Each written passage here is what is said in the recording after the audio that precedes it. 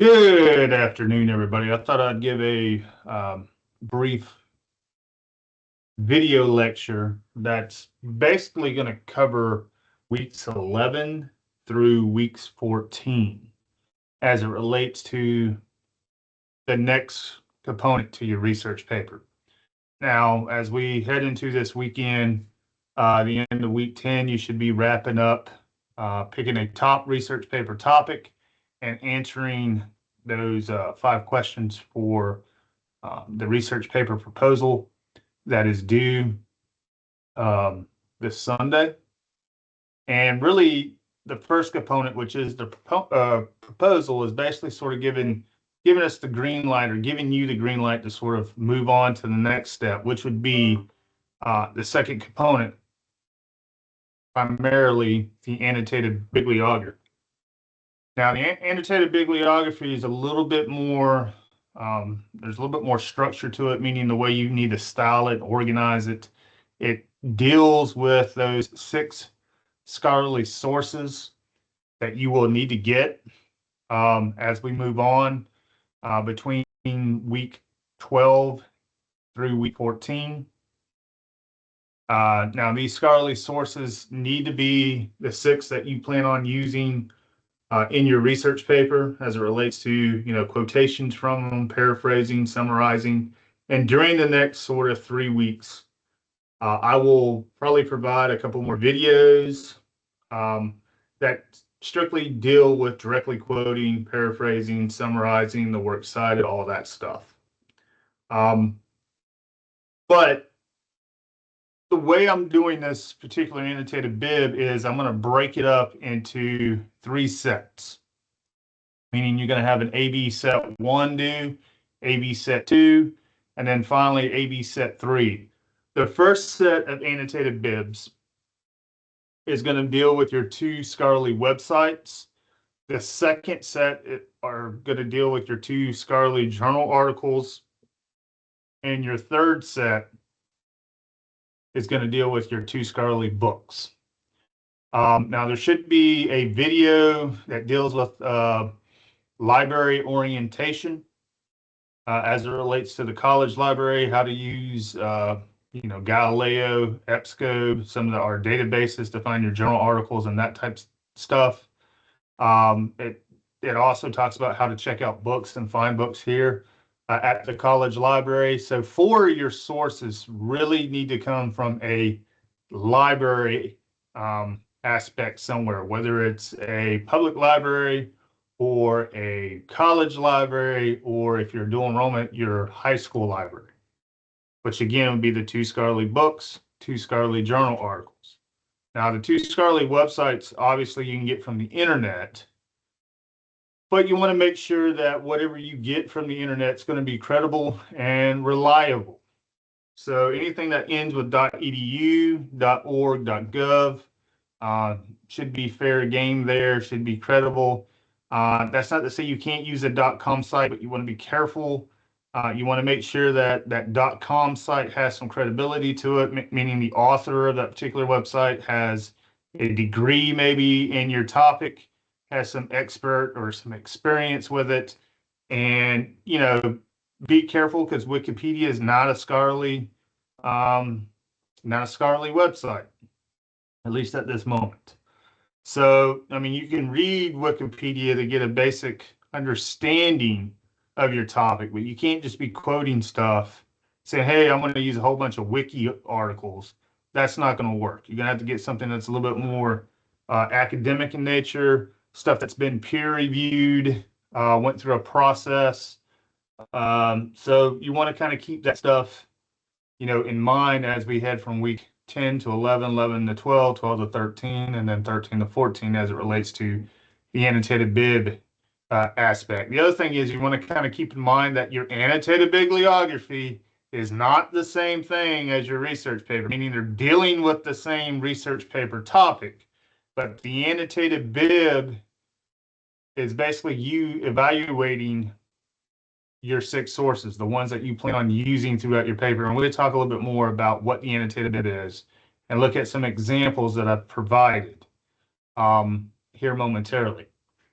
So what I'm going to do is sort of show you the assignment for the annotated bib here. Just give me 1 second. Let's see. Go ahead and share my page.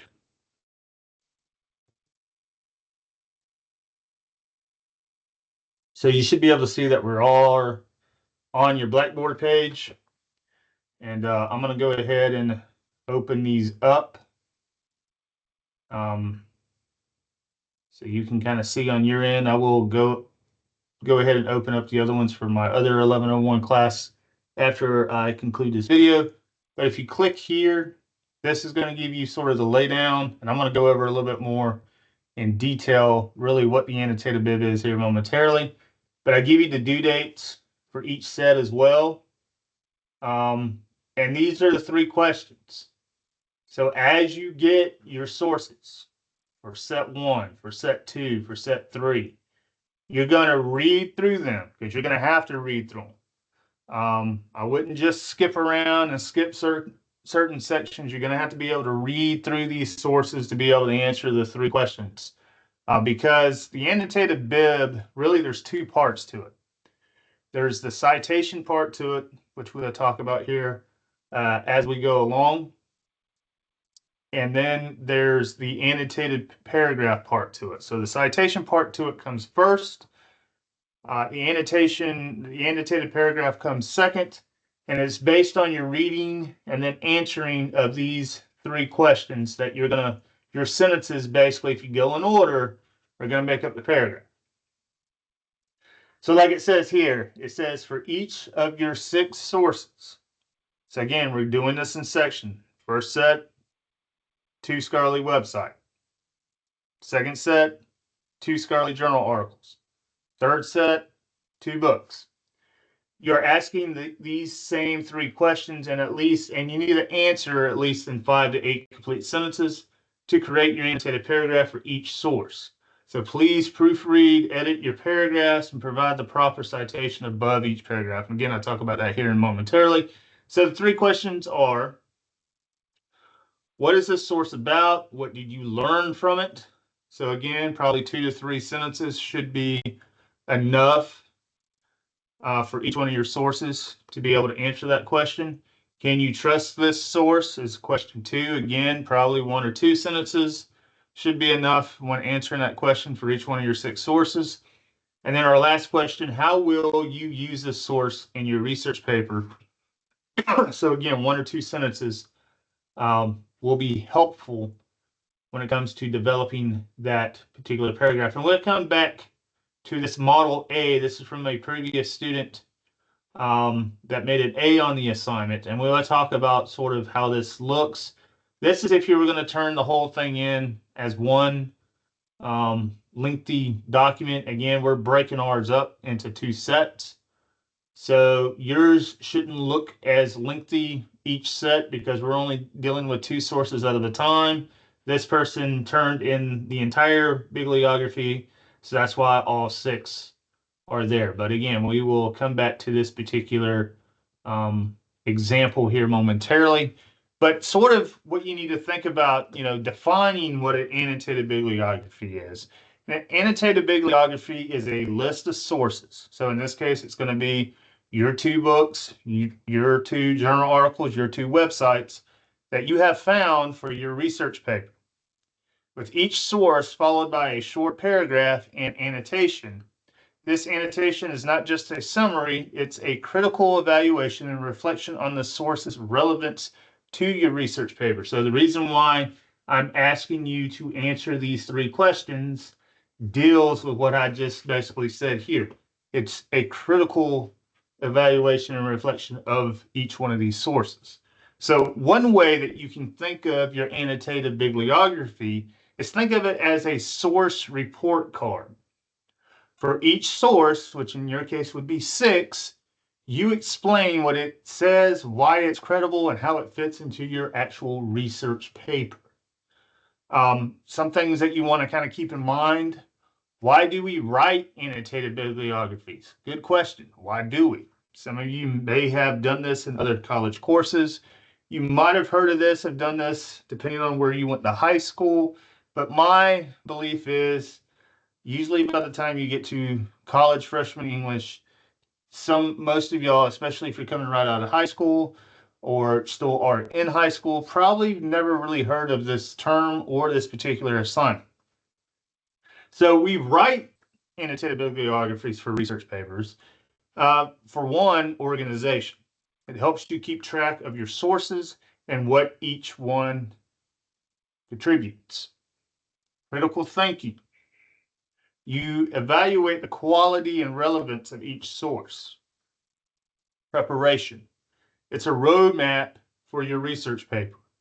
You'll know exactly how each source supports your argument and main points, thesis statement before you start writing. One key point to take away is an annotated bibliography, as I said earlier, is not the research paper itself.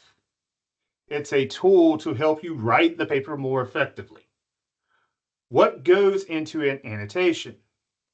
For each source, your annotation should answer three main questions, just like your assignment here. These would be your three questions. Question one focuses on really that summary. What is this source about, and what did you learn from it? Question two deals with evaluation. Can you trust this source? Is it credible, biased, or outdated? Our last question, which would be question three, deals with your reflection of that source. How will you use this source in your actual research paper? Some other questions to kind of keep in mind as we move along with this assignment. How does this help with writing your actual research paper? Well, one, there's the clarity. You will see which sources are most useful and how they connect to your thesis statement. Efficiency. You won't waste time reading irrelevant sources. That's why I'm giving you nearly 3 weeks to get up to read, collect, start taking notes, and think about which quotations, which areas you may want to summarize or paraphrase as it relates to some of the stuff you're finding in your 6 sources. Confidence. You'll know your sources are reliable and relevant before you start writing. Connecting to your assignment. So again, coming back to these 3 questions, your assignment asks you to answer the same 3 questions for each of your 6 sources. So here's how these questions align with the purpose of an annotated bib. Again, number 1 deals with your summary. What is this source about? What did you learn from it? It shows you understand the source's main point. Question 2, can you trust the source? This is your evaluation aspect. You are assisting here the source's credibility, the author, the publisher, the date, the bias, etc. And then your reflection question comes with this last one, number 3. How will you use a source in your research paper? You are explaining to your audience, which would be me in this case, how the source supports your argument or provides evidence. So some additional tips here. After writing your annotations, you'll see patterns. Some sources may support the same point, while others may offer different perspectives. This helps you organize your paper structure. So when we look at this particular example, right, if we blow this up, notice, like I said, there's 2 parts. You're still going to set it up like you've been doing with your essays. You're still going to have your header. You're still going to have a title, right? It could be the same title here, research paper annotated bib. You can call it set 1, scholarly sources 1 through 2, whatever the case may be. You still need to have, in this case, I couldn't really do it since it was a continuing document. You would have your page number, but also your last name in front of the page number. And then we get into the sources. Now notice, your citation should come before each one of your paragraphs. So this is citation 1. Here's citation 2. Here's citation 3. Here's citation 4, which is basically source 4. Citation for source 5 is right here.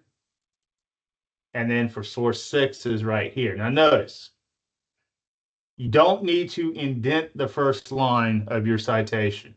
You never indent the first line of your citation. Now, if your citation is lengthy, like this one is, it goes over the first line. Those subsequent lines that come after one, you are going to need to use the hanging indent feature of Word to create this. And then also notice your sources need to be in alphabetical order by author's last name. So in this case, I, then L, then M, then R, R again in this case, right? RA comes first, and then RO, and then we get Tyler.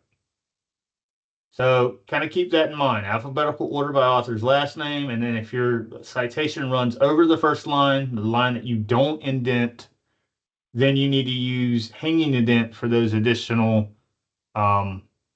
lines that come after. Other things that you kind of need to keep in mind with MLA 9 documentation. Remember, article titles need to be in quotation marks.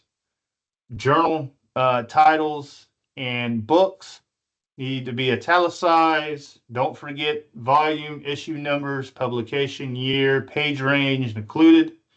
The other thing is the annotation or the annotated paragraph is a new paragraph, not indented and follows the citation directly. You can indent with those because that's how this particular person does here. I don't mind that because we need to see some separation between the actual citation of the source and the actual paragraph of where your annotation begins. Now, again, this is a little bit lengthier than probably what yours needs to be. But the answers to your first 3 questions will build your paragraph. So I'm going to show you this to really summarize a little bit here. To give you a little bit more of an indication. Again, citation of the source. Here's your annotated paragraph. This would be about the size your paragraph needs to be based on your answers to these 3 questions. Of course, it's going to be double spaced. Here I didn't double space it. So if you really want to kind of have an indication of how it would look, it should look sort of like this. Let me go ahead and double space this for you.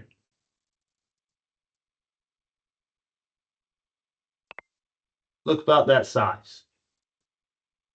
And you would have a set 1 and a set 2, or a source 1 and a source 2 when it comes to set 1. So in a lot of ways, if I was just going to get something going here to give you kind of an indication of how the first set will look, because you're only going to be dealing with your 2 websites.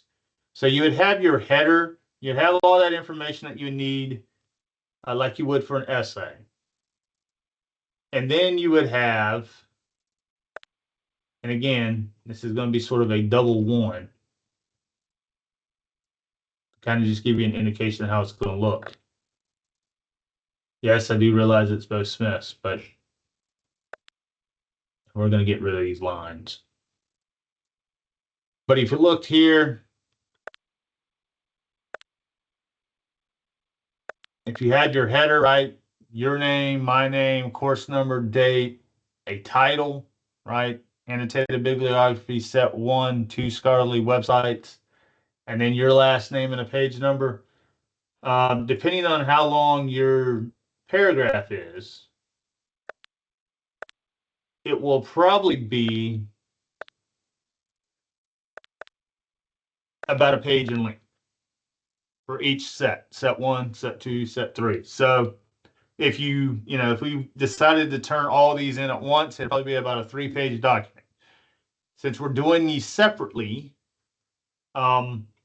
it should only be about a page for each one of your, because you're only dealing with two sources at a time. Now, grade-wise, this is what I'm going to do, and I find out that it usually works well. Since you're doing two of these, or three of these, so AB set 1, right? That's going to be due on November 9th, which is a Sunday. ABC or AB2 set 2 is going to be due the following Sunday, which would be the 16th of November.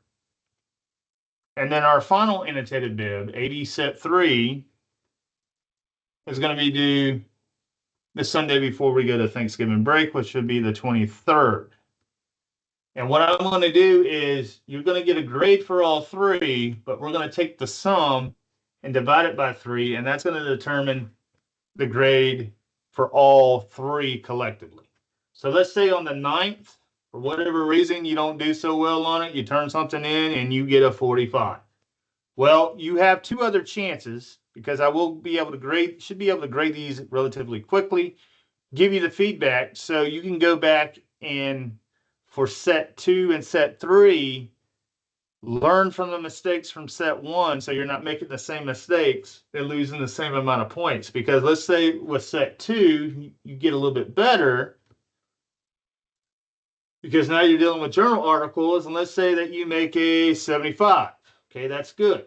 And then let's say for the final set, you finally take what you learn from the first two, and let's say you really knock this one out of the park and you get an 88.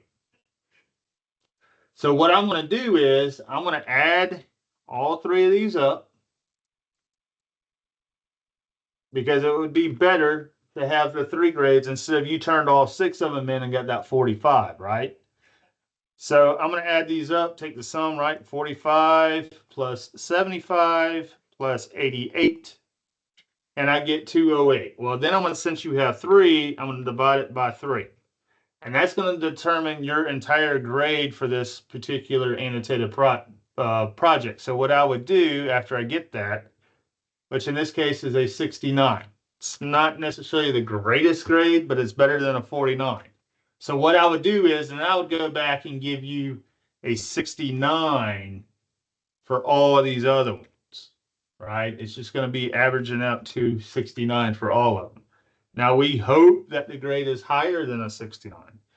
Once you do the first two, generally it gets easier, because the next 4 is basically you're using the same pattern. You're just using different mediums, right? Because you have 2 scholarly journal articles or 2 scholarly books that you're having to do the citation for, and then come up with a paragraph on, based on your reading and based on how you answer those 3 questions for each one of those sources.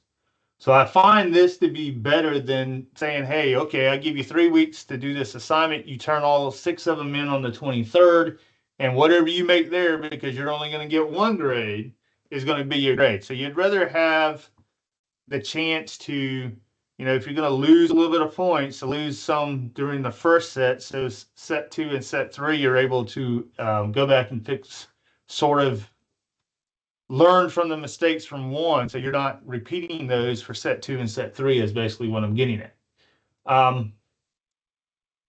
Now, as it relates to the Works Cited deal, or the citation, you're going to want to go to Google, and generally what I tell people, type in MLA 9 Works Cited Generator, and it's going to come up with a bunch of pages.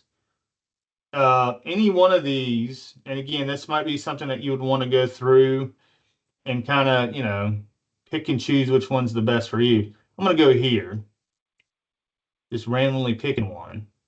I want to go ahead and hit start now, because again, this is going to help you not only when it comes to the annotated bib citation, it's also going to help you with the Works Cited page as well. But as we go through and complete all of these annotated bibs, I can show you how you can turn your annotated bib into a quick, easy Works Cited page. So in a lot of ways, by the time we get to, November 24th, your Works Cited page for the research paper will basically be done before your research paper is. So let's see here. I'm just going to put in a random, I don't know. Let's see. Let's go to maybe CNN, one of these news sites, just to show you what I'm getting at. All right, well, let's look at this, right? They say here's a pretty interesting story that's developing. NBA stars arrested in massive mafia-linked gambling probe. That's not good. When you get caught with this, a lot of these guys are probably going to be looking at some fines and really some jail time with this. So what I'm going to do is, let's say I read this article. This is the one I'm sort of, writing some paragraphs on as it relates to my annotated bib. It fits my particular research paper topic, whatever that may be with this. Maybe it's sports gambling. And I'm going to make sure that I click on that it's MLA 9, not MLA 8, but MLA 9.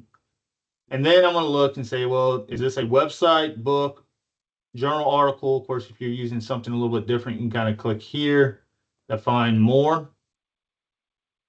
There's a lot of stuff here that you can use, but since I know it's a website, it's coming from CNN, and I'm basically just taking this particular article from CNN. I'll copy it and paste the address right here, and then I'm going to let this generator sort of do some of the busy work for me. So right here, it's found it. I'm going to go ahead and add it. And there I go. So what you want to do at this point, you want to copy it, right? Now notice, it keeps everything left aligned when it deals with that first line. It also does the hanging indent because we do go over to line 2 and then line 3. It capitalizes the title or the words in certain, for certain words in this title, so you don't have to necessarily go back through that. It gives us the date that it was published, where it was published from, who was doing the writing of this particular article. Notice it has et al, ETAL. That means there's multiple authors there. Usually if you have a source that has 3 or more authors, you put sort of the first author, last name, comma, first, and then you put this comma, et at all, because you don't want to list everybody's name, especially when you're thinking about if you're doing something in the medical field. Sometimes their journal articles and their books have about 4, 5, 6, sometimes more authors, and you don't want to list all that. So then you would come back and let's say you're going to get started. So you're going to go ahead and paste it there. There's your citation, and then you're going to hit indent, and then you're going to start writing whatever based on your answers. You're going to go ahead and start typing those up, but kind of keep in mind that you're going to have to make sure everything is double spaced. Because some of y'all, again, I don't know what the deal is, are losing points because you're not following the format still. And we're basically, like I said, going into 11 weeks into the semester, we should have this format down pat. If you still need help or issues with that, notice you can go to YouTube and find videos of how to set your papers up via MLA 9, and you can watch those over and over, and it kind of talk you through it. But you don't want to be losing points really for the easy stuff, like you're losing points because you're not indenting paragraphs, or you're losing points because you're centering everything when not everything, or you don't have a header, or you're misspelling my name, or you're misspelling your own last name. Or you don't have a title to your work. You just turn something in like this. So make sure that you're following the MLA structure, because that's just some really easy give me points. You shouldn't really be missing points when it comes to the way the thing needs to be formatted. Nor should you really be missing points for spelling and grammar check, because again, if you're using Word, or even if you're using Grammarly, you're going to have a spell and a grammar check right there that can catch a lot of these surface errors. Really, by this time, I should be, if I'm taking points off, I really shouldn't be having to take points off for the format or grammar and spelling. I should be having to take points off from the content, organization, coherence, more so at this stage of the game. But since some folks are still having issues with grammar, with proofreading, with editing, and I think a lot of it is the students are waiting a couple hours before this thing is due. Now, keep in mind, I'm giving you weeks to do some of these things. So you can't come back and say, well, Mr. Wilson didn't give me enough time. I basically had to turn this in within a 2-day period or 24 hours. No, Mr. Wilson gave you at least, 14 days, if not longer, to work on this, to go out to the libraries, to surf the internet, to download and print out and copy and read and take notes over your sources. But student X decided to wait until day 13 to get serious with this stuff, and now student X is rushing, and that's where the problems start to come in. That's where you want to try to use AI for stuff, or you want to go to places and buy papers. Again, if you can find stuff with AI, or if you can copy and paste papers, we got Google too. We have access to the same sort of stuff as you do.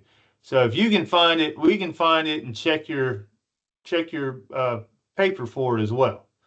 So don't get busted with AI. I've had to bust a few people throughout the semester. You get caught the first time, you get a 0 on the assignment. I'm going to have the proof, and I can show you the proof. Same thing with plagiarism. If you get busted again, you're failing this course automatically. And then we have to fill out some paperwork, and we're going to take a trip to Waycross because now we got to get, sitting in front of a panel of people, president, vice president, bunch of people out there. It's going to start scrutinizing you as it relates to your abilities to take classes.